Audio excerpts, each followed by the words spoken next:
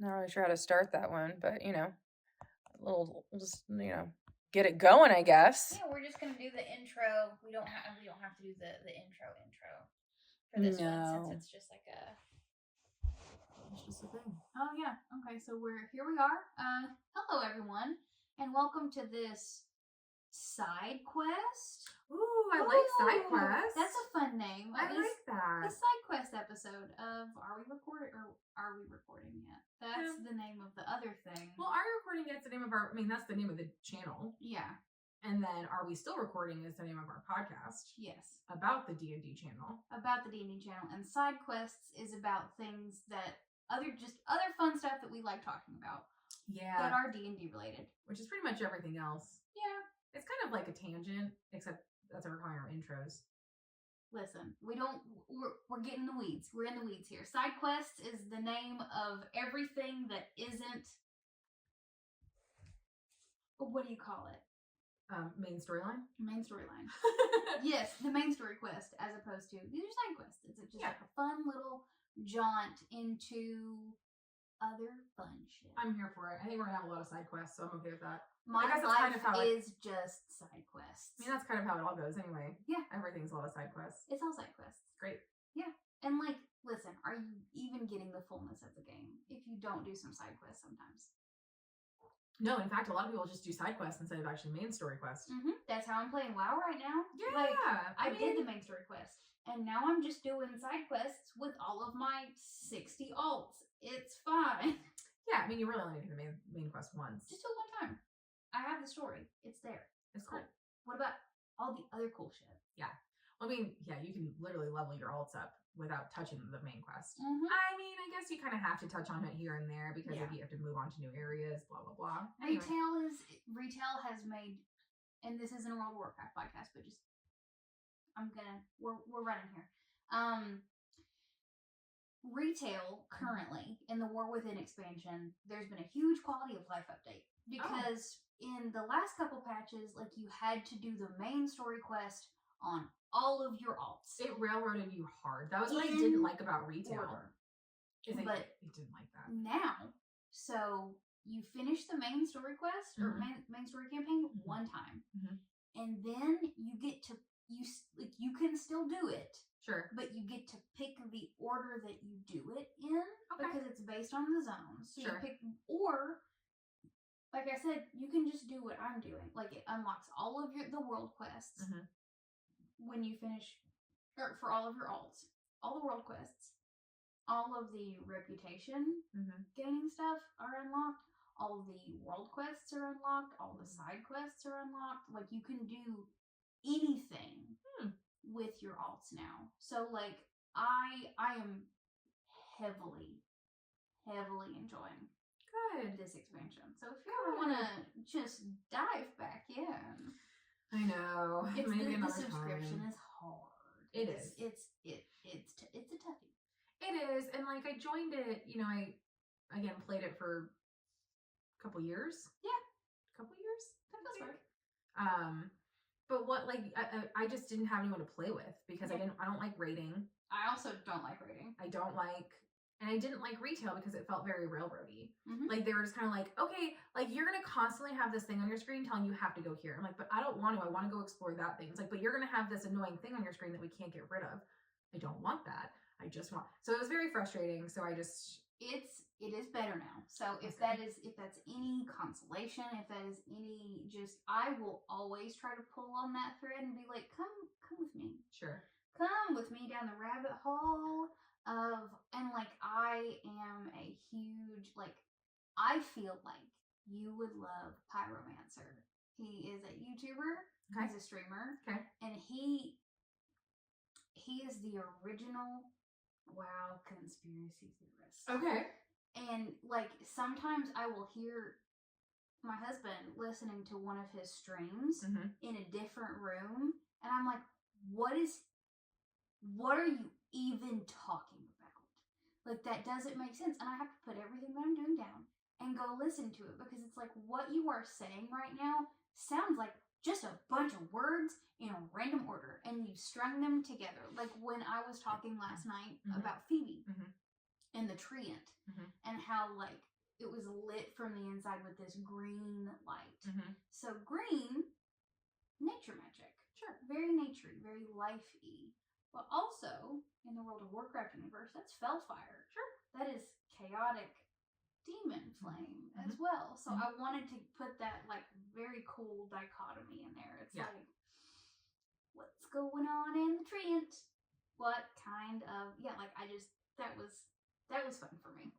I got to be a treant for 5 minutes. It was beautiful. Less than 5 minutes. True. 1 turn. It's okay.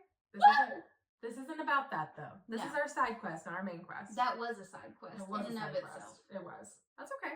That's our podcast. We can do whatever we want to with it. Yeah. Live, laugh, love. But today we're going to kind of explore some future plans that we have. In the D&D universe, and the way that our group has kind of, I don't want to say it's a tradition because we've done it once, but we're going to do it again. There's always a 0.5. Yeah, we're going to do it again. Is that in between our major campaigns, so we've done, this is our 3rd major campaign, and in between campaigns 2 and 3, we usually take breaks around personal family events.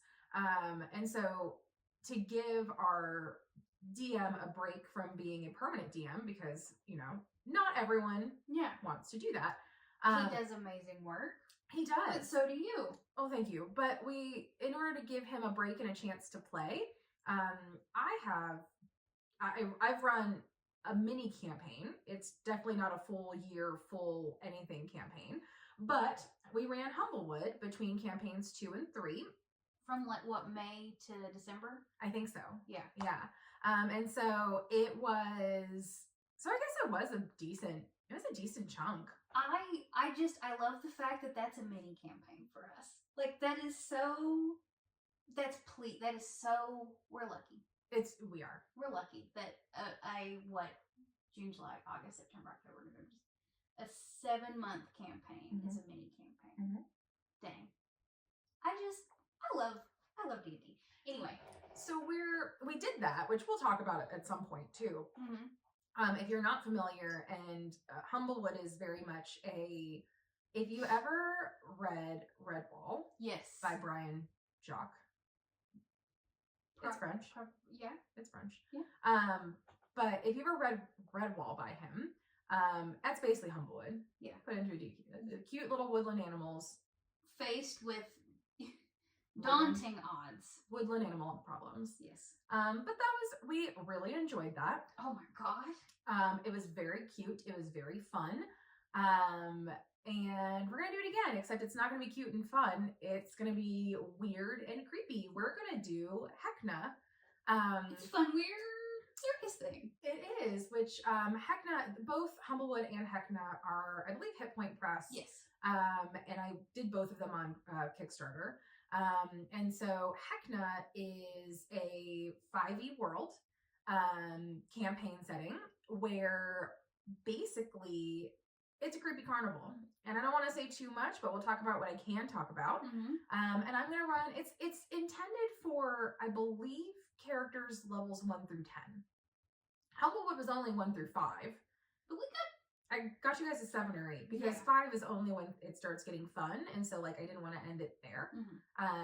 So I kind of pushed you guys. Yeah, of course. I kind of pushed you guys a little further, buffed some bosses to kind of make it work. There's ways to make it work. So I don't know. I think 10 is probably a good stopping point. Yeah. But I don't know if it's going to be too long, if we're going to break it into 2 parts or not.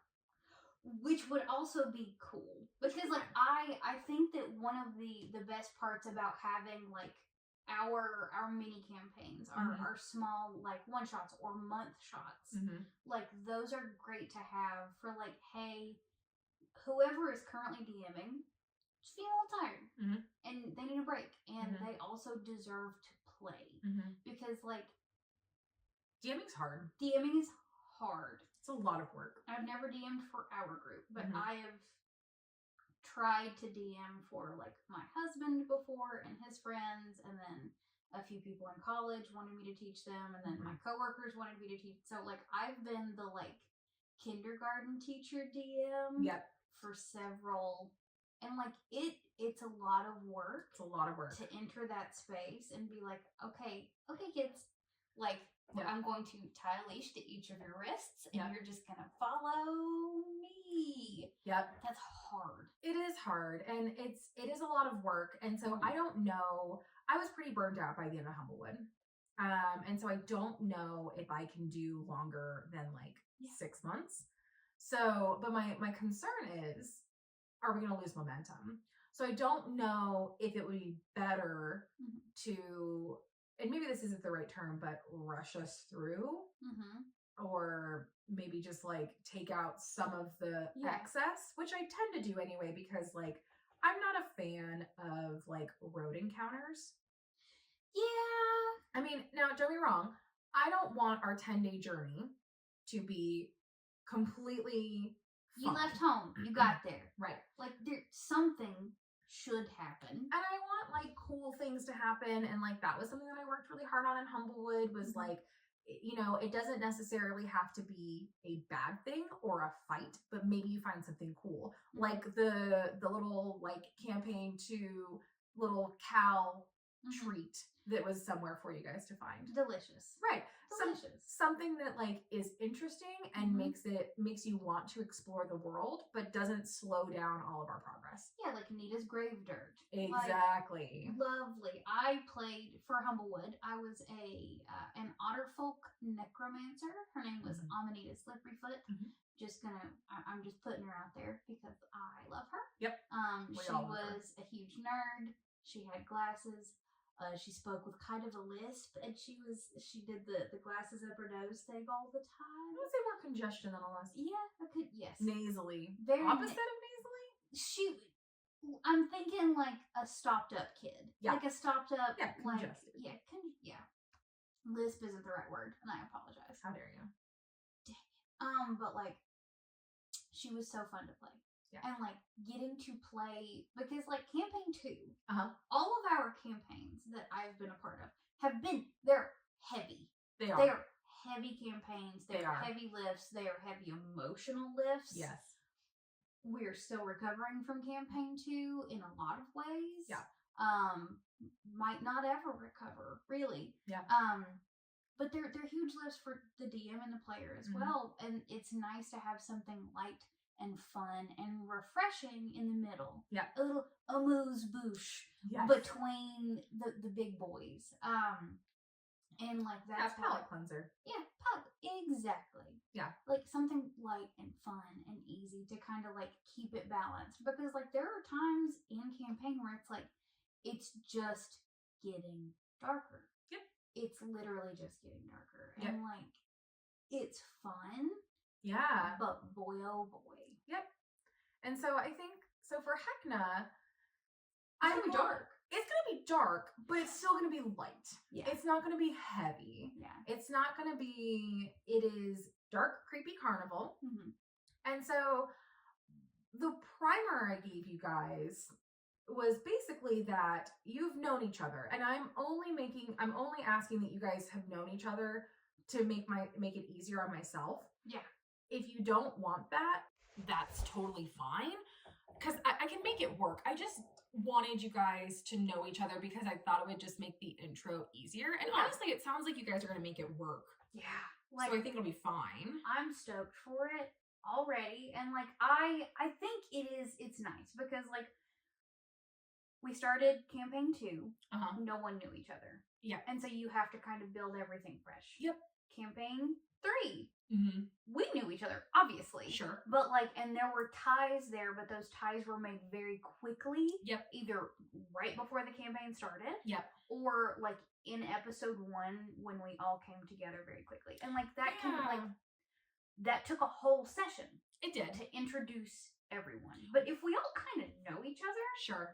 And like, I just kind of slid it across the table last night that like, since we're doing a fun circus like thing, it's like, what if we all did circus acts? Like, what if we were all aspiring performers and we've heard of this acclaimed mystery circus? Right. And like, what's a higher honor than being in a weird acclaimed mystery circus? Right. And like, all I gave you guys because no one has been to this carnival.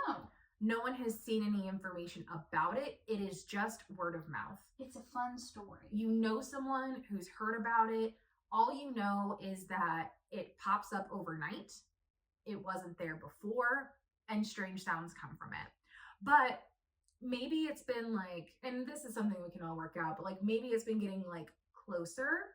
Like maybe it was, you know, over on the last continent, but maybe now it's on your continent and it's bouncing around this continent. And so maybe it's been here. You've heard of a tale of it being, you know, like 5 hours by car. Right. So several days. Right. To the northwest. And then in the next week, it was in the next town over. Right. Where is it going to be next? Is it getting closer? Is it going to, like, where are we going? So you guys are just going to, well, we'll see how you get there, but you're going to get there. Yeah. So the question is, you know, like, are you guys aspiring circus acts intentionally? Are you hilariously like a circus act, but that was never your intention? Do we just, like, I work at a bank, but I kind of sort of look like, am I a bearded lady? Are you a bearded lady? Who works at a bank? Correct. Like, are those going to be, like, I don't know. So that's up to you guys. I have to go to the bank today. So that's going to be kind of up to you guys. I mean, Heckna is creepy. There is some body horror in it. There's going to be some, what do they call it? It's like dark fantasy. Yeah. And so like, there's going to be things like that, but it's not going to be heavy. And so the question is really going to be like, are you guys going to discover the mysteries of the carnival, or are you going to get sucked in forever? Or do we stay there forever? That's and it. Like, man, I have always been like, for me personally, running away and joining the circus is always an option. Like if none of my career plans pan out for me as a human, being a heel wrestler is plan H. Like, just like being a weird heel wrestler in WWE. So joining the circus and being a heel wrestler are basically the same thing. Basically the same. Basically the same. So like, I'm thinking for like character-wise. Yeah, talk to me. Like I've got 2 options, and one of them, and they are, so one of my favorite books, actually my favorite book of all time, is The Night Circus by Erin Morgenstern. And it's about a circus that shows up and only opens at night. And it's super duper cool. Would be a great primer. Sure would. And I have it literally in my car at all times. Heck yeah. So if you want to borrow it, you can. But both of them are going to be vaguely Night Circus inspired. So there is a contortionist in the book, and I'm forgetting her name. But like, she is very, like, she is the calm waters to the story. She is the like very kind, calm figure, but like she's just super fascinating. Also going for kind of like a Ty Lee vibe from Avatar, so like very like flippy, and very like, that would be cool. And like the hard part is like, contortionist. What is the class for a contortionist? What is the class? Bard feels good. Bard feels good. College of Dance feels, because like they do their magic through movement, and contortionism is a movement. But then there's also like the College of Glamour, and I haven't read into the College of Glamour Bard too hard. But like, is it like, look at me doing this weird thing with my elbows, like cool? Or is it monk? You've technically done monk, but not. I did 3 levels of monk. I mean, like, not much. It was fun. Yeah. I do, and that would be super duper cool. But then, like, the other one, my other option, Ty Lee's got to be very much way of open hand. Oh, absolutely. Pop. Yeah. Like a little pop action. Like, I hadn't thought about that, and that would be super duper fun. Just thoughts for you. I'm just here to give you thoughts. Here to inspire me. Thank you. The other option would be the main character from the Night Circus. One of the 2 main characters from the Night Circus. Her name is Cecilia. And she is a magician at the circus. And she's very well put together. Like a lot of like long, like Victorian high necked dresses with like multicolored silk that changes in different lights, and it's all very like subtle magic. And subtle spells is a feature of sorcerers. The magic is innate. Her magic is innate. And she, like, one of the chapters in the book, she works with birds, and she does ornithomancy, so it's bird magic. So I'm like, you know, that could be the draconic heritage, and I could have tiny dragons, tiny feather dragons that kind of look like crows, but also the clockwork souls. Like, that is just so beautifully, like, creepy steampunk dark fantasy to me. Yeah, that's tasty. And like, I've never played a sorcerer before. I've never been boxed into, you can only take one spell per, and like, I never really figured out wizard when I was playing wizard. Oh, I don't think, well, I mean, I guess I don't know. I asked a lot of questions. That's okay. Yeah. So how are like, you supposed to learn? But like sorcerer, like, I think that would be an interesting challenge to do in short form, and just like to play. Like, I feel like the sorcerer fits Celia very well. That sounds right. So. And like, Matthew did Swift, and he was a sorcerer. And honestly, like, I think sorcerer is a great like short form thing. I mean, I think that that's a great option. Yeah. So I've got plans. Both of these things fall into Circus Act territory, and then we kind of discussed it over dinner the other night, and we're thinking about having like a changeling strongman, which would be super cool. And then Chris already has his character nailed down. He's got, and it doesn't perfectly fit in with the circus narrative, but it doesn't have to. And so I'm really glad that like he's okay with it, like not. Yeah. And but he does have a character in mind, and he might be able to make it into like a circusy act if he wants to. But he certainly doesn't have to make it into a circusy act. But you know, we looked at like side act options, and there's, you know, the magician, the strong man, the bearded lady, the tall man, the half lady where she like doesn't have legs, or like the three-legged whatever. The three-legged man, which could mean several things. We're past the 10-minute mark, right? The bee beard, like having like a bee beard, or a fire swallower, or a fire breather. So like, I think there's a lot of options for you guys. And like Genasi or Genasi? I always say Genasi. Genasi feels right. Like genie. Yeah. You're right.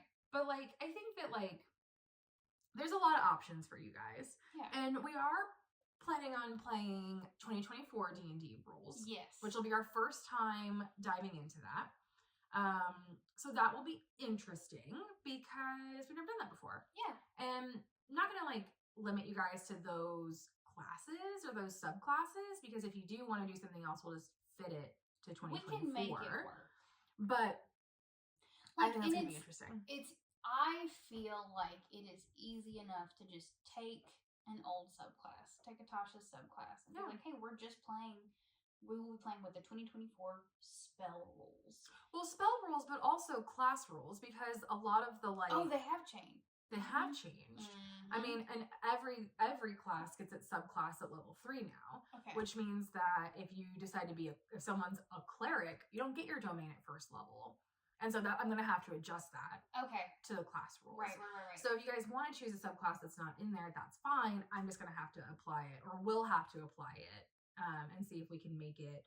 Basically, certain things will change at levels. Yeah. Blah, blah, blah. But we can make it work. Yeah. And so, like, it'll be fun. It'll be a fun test.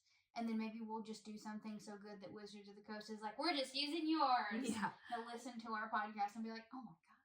And I think, like, you know, one of the major reasons that I do these is, one, to give Mans a break from DMing, but two, to give you guys the opportunity to really like explore different like classes. Yeah. So, I mean, you know, we did a one-shot between Humblewood and C3. Yeah. Where basically it was like, try a different class if you want to, because, you know, try these things out and see if you want to play them in C4, because we're going to be playing them pretty long term. And I mean, realistically, we'll be playing them pretty long term for this too.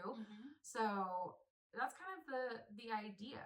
You know, we're going to do creepy carnival, gonna have maybe either carnival, like circus acts. But I don't know. We'll see. It's going to be cool either way. And then, I mean, where are we at? 25? It's pretty good. So I was gonna say, we could dive into Monster of the Week as well. Oh, that's a whole other time. Because I don't know anything about the system, so we're gonna look into the system and do that. I have to do a read on the system, but it's something that I've wanted to run for a really long time. Yeah, and I feel like it's gonna be a great summer month shot. Oh, I'm here for it. Like summer camp, Monster of the Week. I'm stoked. Yeah. I'm stoked. So we'll dive into that because I need to know about like the system and all that. I mean, Heckna is still 5e. We're gonna do 2024 rules, so I may have to adjust some of the stats in it, but that's not a problem. And I'm gonna look and see. I don't think there's any subclasses, but I'll check. There may be some. I don't know that there's backgrounds either, but I'll double check for you guys because there might be. Because there is the option to do a baddies one shot in Heckna. And so I know that there's things that you can do for them. You're telling me I could be a baddie? Yeah. There's a one shot for that. So that's a whole other thing. That's a whole other thing. But, and then also, like, there even if there aren't the subclasses necessarily in Heckna itself, like pulling from Ravenloft would be like, oh yeah, that's a whole thing because like it's still another creepy thing. Yep. And it's got like there are creepy like species, as well as creepy classes, correct? Or is it just the creepy species? So far I've only gotten to creepy species. Okay. But I don't know for sure. But yes, absolutely, you guys can pull from those things. Yeah. So whatever you guys want to do for this, we'll make it work because one way or another, you guys are ending up at this carnival, and so that's up to me. But how you guys want to start it is up to you. Exactly. Well, just it's gonna get weird. It's gonna get wild. I'm excited for it because like I love a creepy carnival. Yeah, I'm excited so much. Yeah, I'm excited. So, and I'll be working on that, and we'll give you guys updates as we kind of decide on like classes and things. But until then, that's us. That's it. That's us. That's a little sneak peek, a little preview, a little intro, A little preview, just something to listen to. Bye.